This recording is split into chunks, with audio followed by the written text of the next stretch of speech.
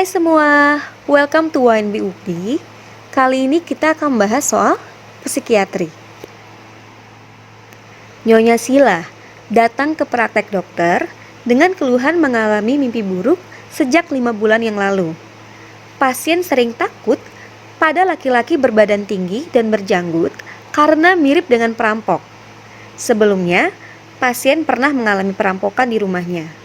Saat kejadian berlangsung, perampok mengancam pasien dengan senjata api.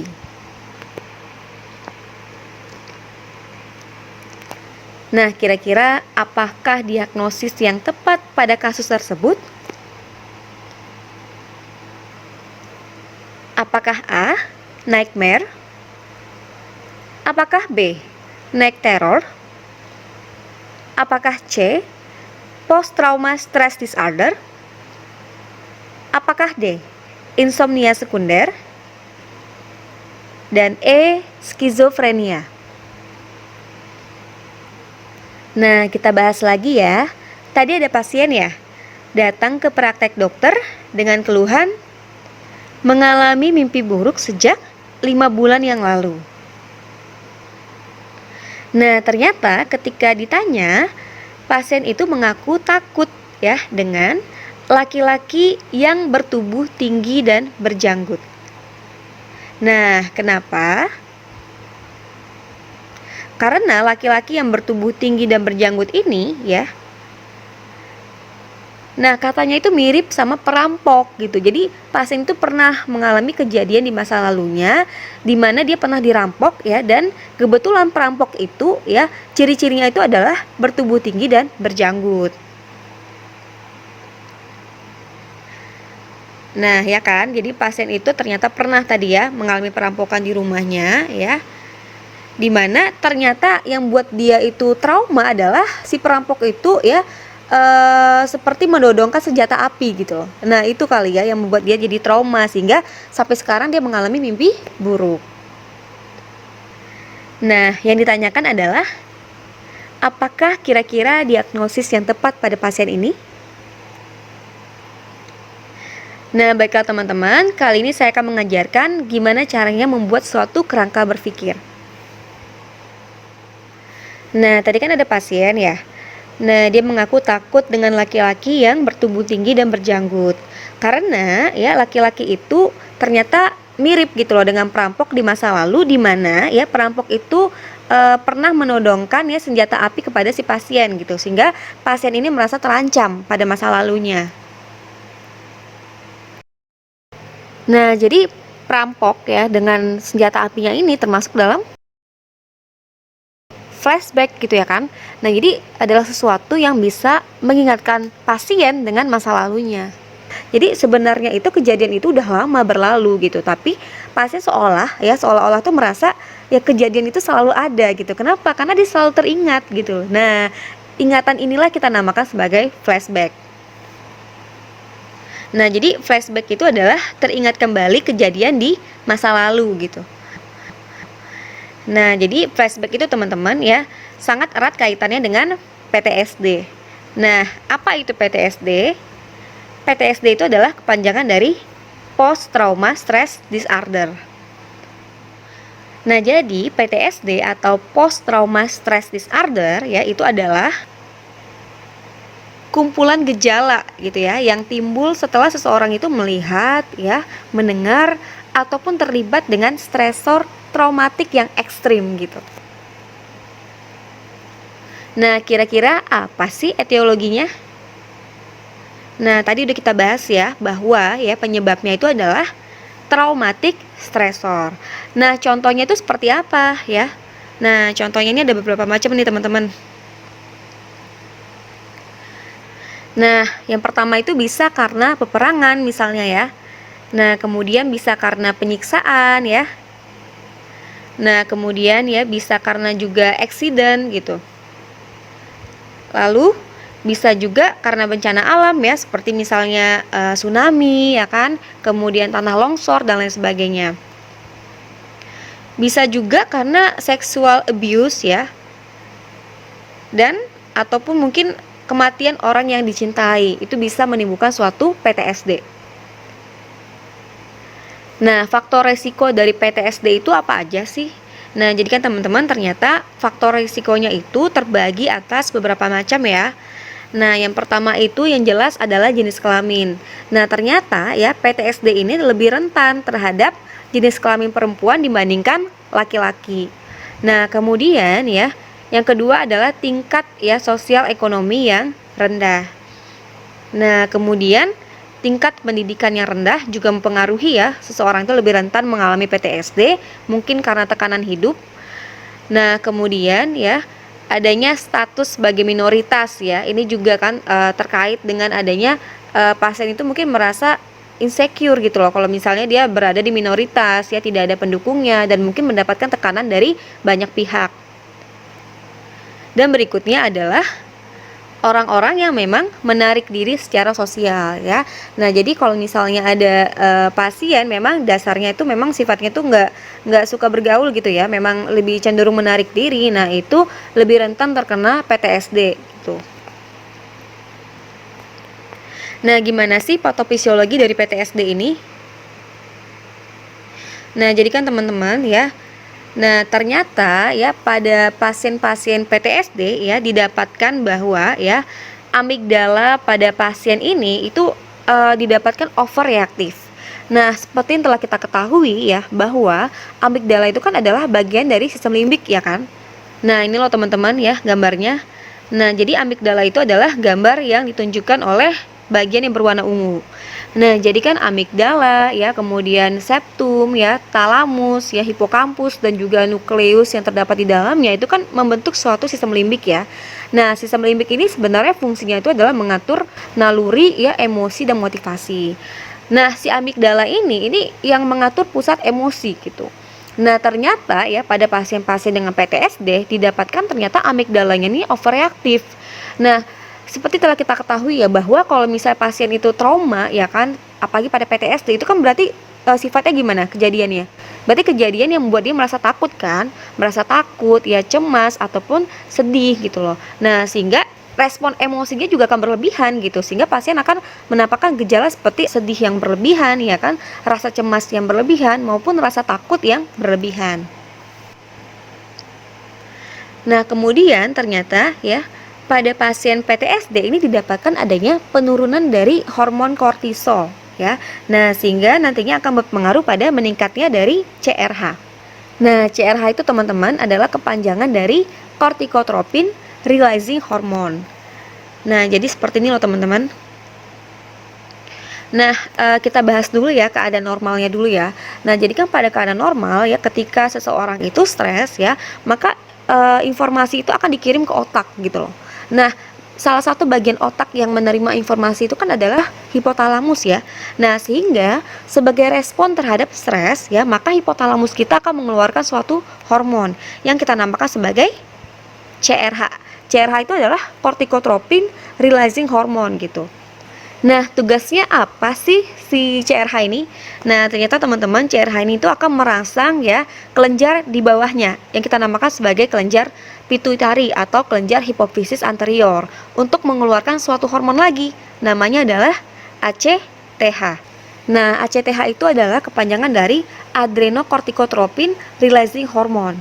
Nah, ketika ACTH ini masuk ke dalam aliran darah ya, dia nantinya akan pergi ya ke daerah di mana adanya kelenjar adrenal. Nah, untuk merangsang kelenjar adrenal mengeluarkan suatu hormon yang kita namakan sebagai hormon kortisol ya. Nah, jadi seperti ini teman-teman. Nah, jadi kelenjar adrenal itu adalah kelenjar anak ginjal yang letaknya itu berada di atas ginjal. Nah, kelenjar adrenal ini ya, dia memiliki dua bagian sebenarnya. Ada bagian korteks dan bagian medula. Bagian korteksnya itu yang terdapat di bagian luar. Nah, sedangkan bagian medula yang agak ke dalam gitu. Kalau kita lihat secara histologi. Nah, ternyata bagian korteks dan medula ini beda-beda teman-teman ya. Kalau bagian korteks dia biasanya menghasilkan hormon kortisol dan aldosteron. Sedangkan di bagian medula dia menghasilkan hormon epinefrin dan norepinefrin.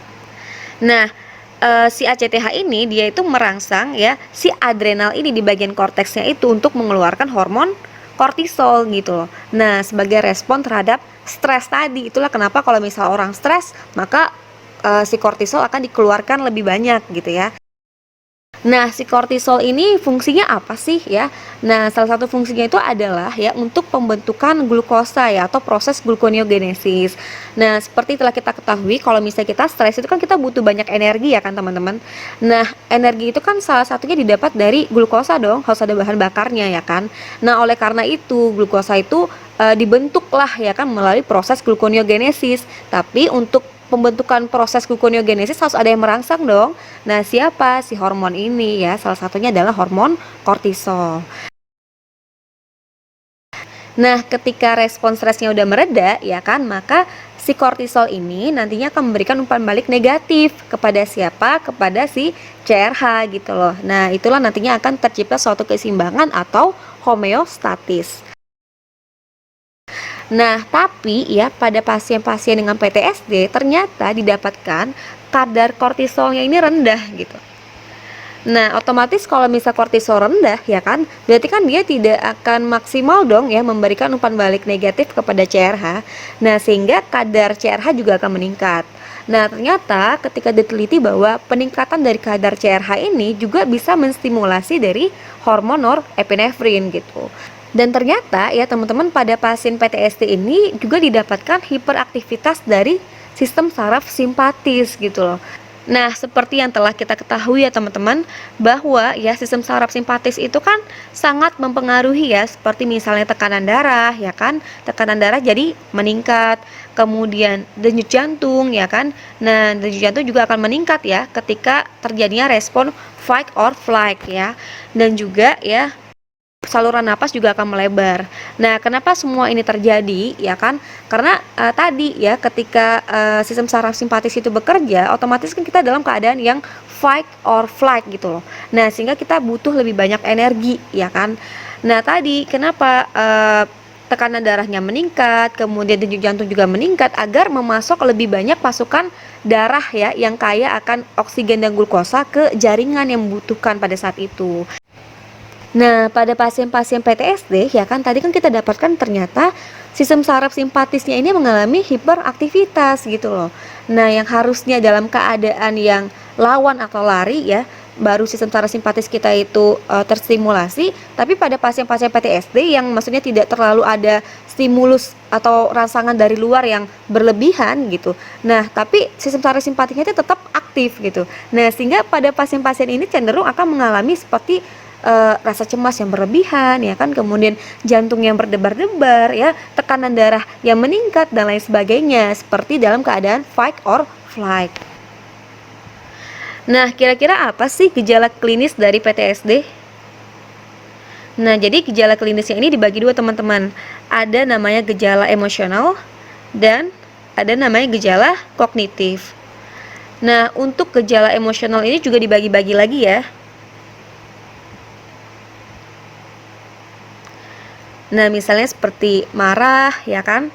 Nah, kemudian sedih. Nah, kemudian irritable atau mungkin mudah tersinggung gitu loh, kayak sensitif. Nah, kemudian juga adanya rasa malu, ya kan? Lalu adanya rasa bersalah dan adanya rasa yang seperti merasa dihantui dan tidak berdaya. Nah, itulah yang dialami oleh pasien dengan PTSD. Nah, kemudian untuk gejala kognitif ya, nah ini juga dibagi menjadi beberapa gejala teman-teman.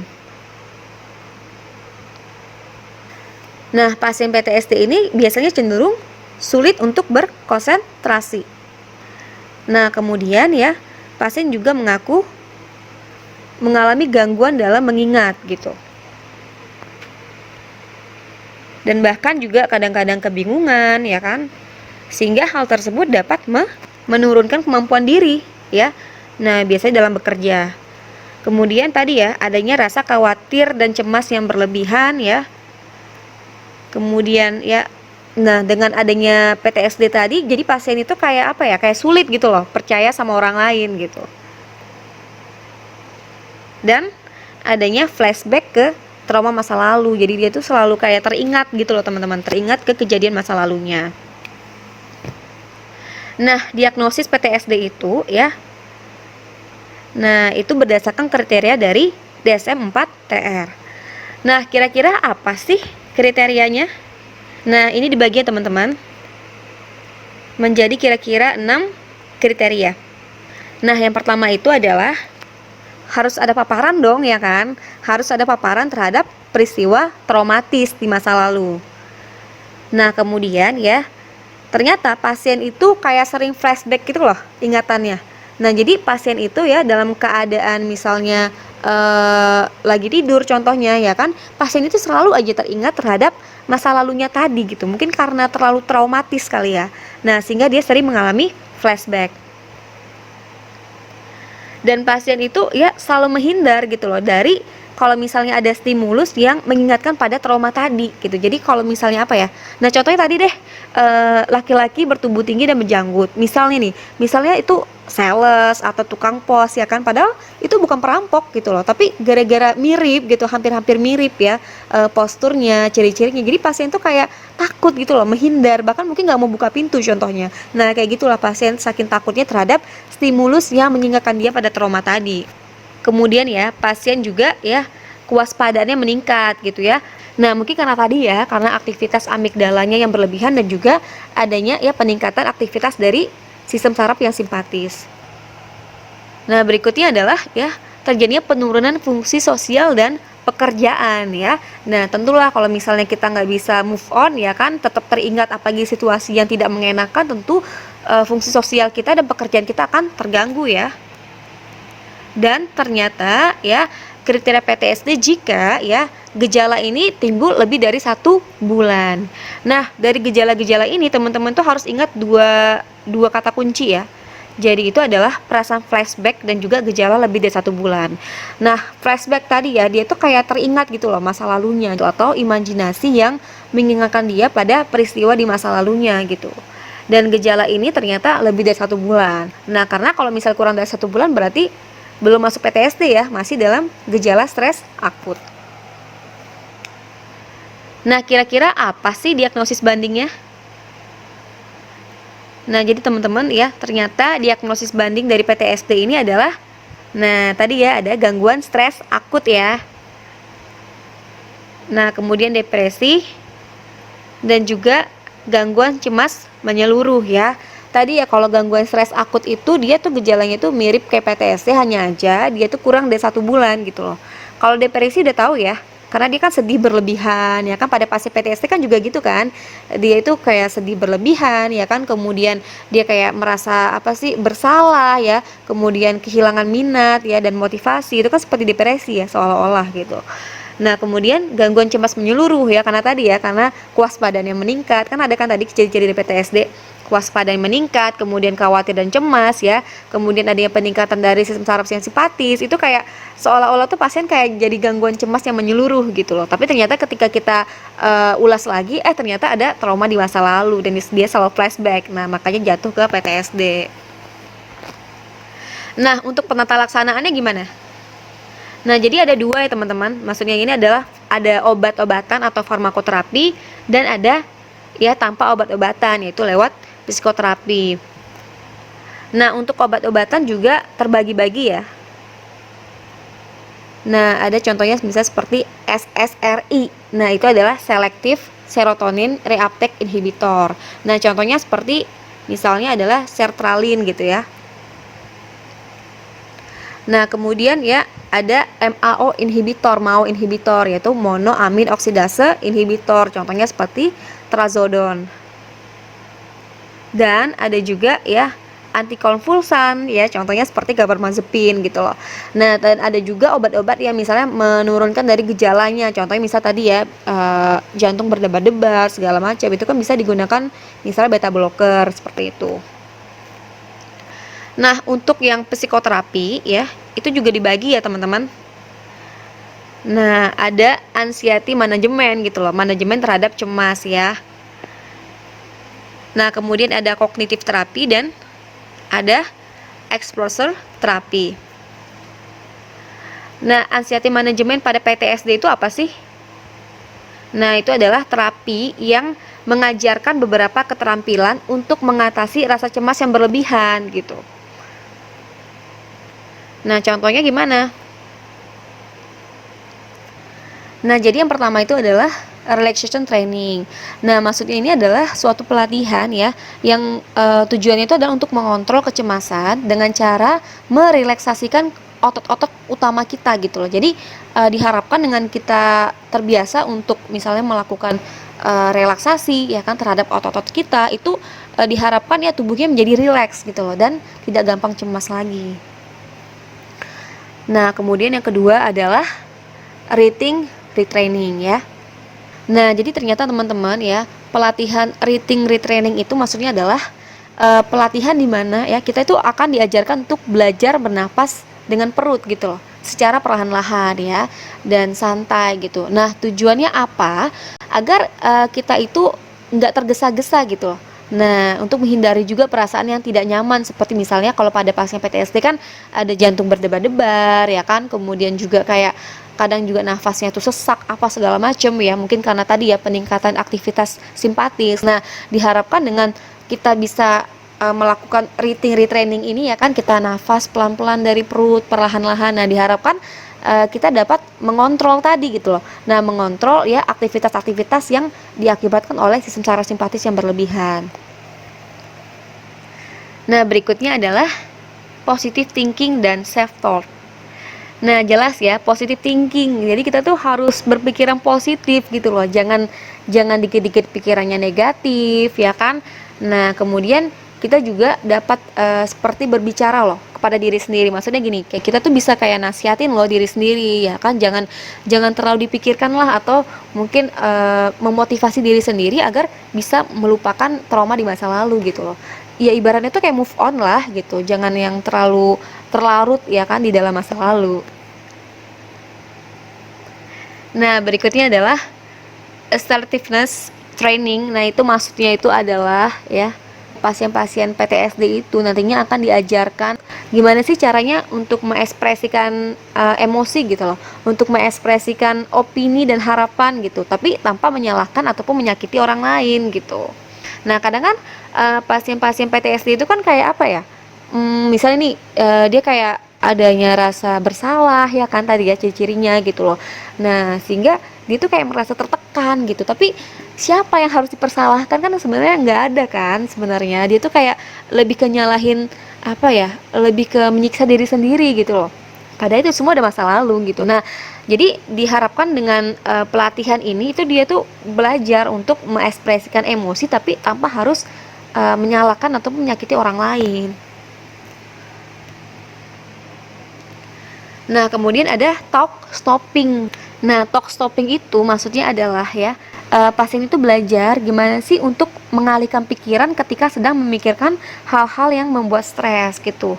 Nah, jadi pasien ini tuh diharapkan gini, kalau misalnya nih mana tahu dia mengalami flashback gitu ya, misalnya dia lagi sendirian, terus teringat nih kejadian masa lalu gitu. Nah, dia itu akan diajarin gimana sih caranya mengalihkan pikirannya. Contoh, misalnya dengan memasak ya kan, atau mungkin dengan menonton TV ya, kemudian mungkin juga bisa dengan melakukan hobi ya kan, seperti memancing ya, fitness dan lain sebagainya. Intinya hal-hal yang bisa mengalihkan dia dari hal-hal yang bisa membuat dia stres gitu. Nah, sedangkan kognitif terapi itu apa sih? Nah, itu adalah terapi yang membantu untuk merubah ya kepercayaan yang tadi tidak rasional yang dapat mengganggu emosi dan kegiatan pasien sehari-hari. Nah, jadi kan pasien itu sebenarnya masalahnya apa sih ya? Dia tuh kayak percaya gitu loh, percaya kalau misalnya seolah-olah situasi itu kayak masih ini loh, masih berlaku gitu loh pada saat itu, padahal udah lama, udah masa lalu ya kan, harusnya di move on dong gitu. Nah, akibat rasa percayanya itu dia tuh jadi terganggu gitu loh kegiatan sehari-harinya. Jadi kayak gagal move on gitu loh. Nah, tujuannya apa sih? Ya. Nah, jadi tuh kita di sini tuh pada kognitif terapi itu kayak kita menghubungkan antara emosi sama brain gitu ya. Nah, sama otak gitu, sama logika. Jadi tujuannya itu adalah ya melawan pikiran yang tidak rasional, ya kan? Nah, untuk apa? Untuk mengadopsi pikiran yang lebih realistik dong gitu loh. Nah, kita kan hidup di masa sekarang gitu loh, jangan mikir masa lalu lagi, ya kan? Nah, untuk mencapai emosi yang lebih seimbang gitu. Jadi pasien ini kan diharapkan agar dengan kognitif terapinya itu jadi apa ya, kayak lebih sehat lah pikirannya gitu loh untuk masa depannya terutama ya. Nah, kemudian ada exposure terapi. Nah, itu maksudnya itu adalah suatu terapi yang membantu ya menghadapi situasi khusus. Nah, misal contohnya ada objek ataupun mungkin ada memori, emosi yang mengingatkan dia pada trauma gitu loh. Dan hal-hal itu akan tentunya menimbulkan ketakutan yang tidak realistik dong dalam kehidupannya ya. Nah, contohnya gimana? Nah, di sini kita minta malah pasien melakukan imajinasi. Nah, tapi di sini ya kita yakinkan si pasien ya kan bahwa ya kejadian itu sebenarnya tidak berbahaya ya kan, tidak berbahaya dan tidak berlaku di masa sekarang. Nah, saat ini tidak sedang terjadi, itu kita harus yakinkan kepada pasien gitu loh. Nah, jadi di sini kita minta pasien untuk bercerita sedetail-detailnya ya kejadian yang membuat dia trauma di masa lalu ya. Nah, sehingga pasien itu jadi nggak takut lagi gitu. Nah, agar pasien itu nggak lagi dihantui oleh masa lalunya. Dan di sini kita harus kayak memberikan motivasi kepada pasien ya kan bahwa memang kejadian itu sudah berlalu gitu loh. Dan kita hidup ya kan untuk hari ini dan untuk masa depan. Biarlah masa lalu menjadi pelajaran ya kan untuk kita ke depannya. Harusnya kita motivasikan begitu ya kepada pasien agar dia tidak lagi mengalami PTSD. Nah, jadi jawaban yang benar adalah post trauma stress disorder. Nah, kenapa bukan nightmare ya? Karena nightmare itu mimpi buruk gitu loh. Dan biasanya ciri-cirinya itu dia mimpi terus dia ingat mimpinya. Mimpi buruknya itu dia ingat apa. Nah, tapi kalau night terror itu ya dia itu tidur kemudian dia teriak-teriak histeris. Nah, pas bangun ditanya inget nggak mimpinya apa? Ternyata dia nggak inget gitu loh. Nah, itu night terror. Ciri-cirinya ya. Kalau insomnia sekunder, nah itu dia sulit tidur ya akibat keadaan atau penyakit yang lain. Memang ada penyebabnya. Kalau skizofrenia itu WH1 ya, maksudnya itu adalah waham halusinasi yang berlangsung yang minimal 1 bulan ya. Oke ya, sekian dulu perjumpaan kita. Jangan lupa ya untuk follow Instagram kita di YNB Ukdi ya, dan juga subscribe ya. Nah, channel kita di YNB Channel karena kita akan bahas lagi soal UKM PPD berikutnya. Oke, thank you.